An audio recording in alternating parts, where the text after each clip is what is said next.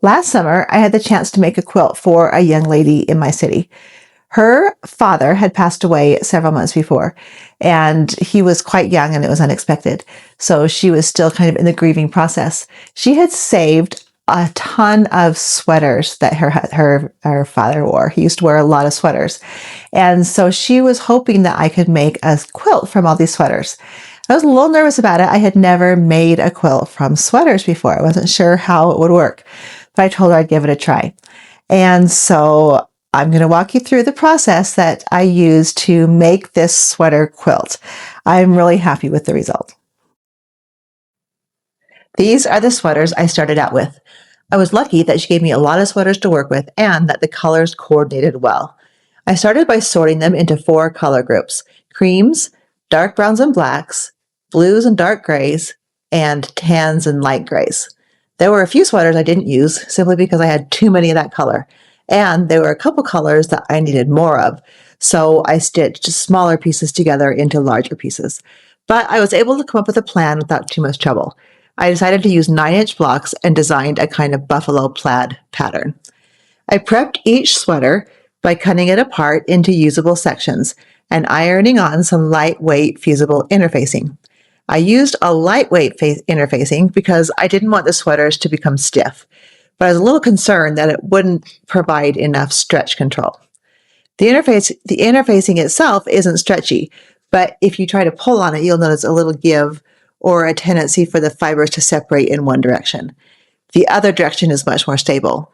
I did my best to line up the interfacing with the stable direction perpendicular to the grain of the sweaters. The sweaters are more stretchy across the grain, so keeping the most stable direction of the interfacing lined up with the stretchy direction of the sweaters helped me to keep the stretch under control. I wanted the blocks to be 9 inches in the quilt, and I decided to use 1/2-inch seam allowances because I wasn't sure how hard the knit fabric would be to work with. So I cut the pieces at 10 inches square. I cut 20 of each color group. I worked carefully, but the stabilized sweaters cut without too much trouble. A couple of the sweaters that had the cable knit fronts seemed like they were still a little bit stretchy, so I added another layer of the fusible interfacing to those sweaters. After all the blocks were cut, I laid them all out on my design wall in the buffalo check design.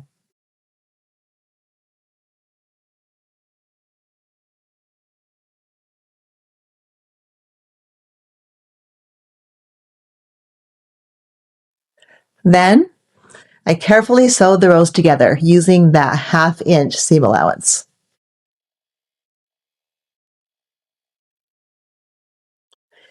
And then I press all the seam allowances open carefully, making sure not to stretch the blocks as I ironed them.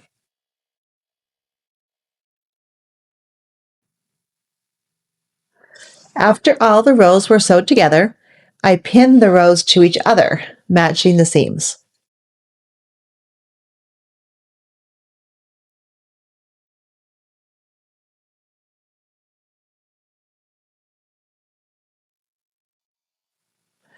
Then I sewed all the rows together, completing the quilt top, and then carefully pressed all the seams open.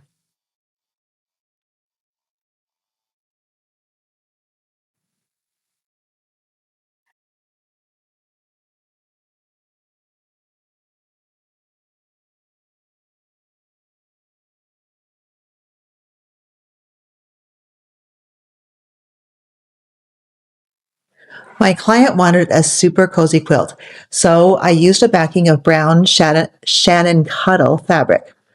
I also used an 80/20 batting, which I could have done without. She was thrilled with how cuddly and warm the quilt was, but it was really heavy and probably would have been just as cuddly and almost as warm without the batting. I was a little nervous about long arming this quilt. I was careful not to stretch it too tightly on the frame, and I positioned the backing with the selvages along the top and bottom to minimize stretch across the quilt. Then I basted everything really well to hold it in place before I started quilting, and it actually quilted up beautifully. This panto is called See the Trees. After quilting, I squared up the quilt and prepared the binding. Then I attached the binding, which ended up being the hardest part of the whole process.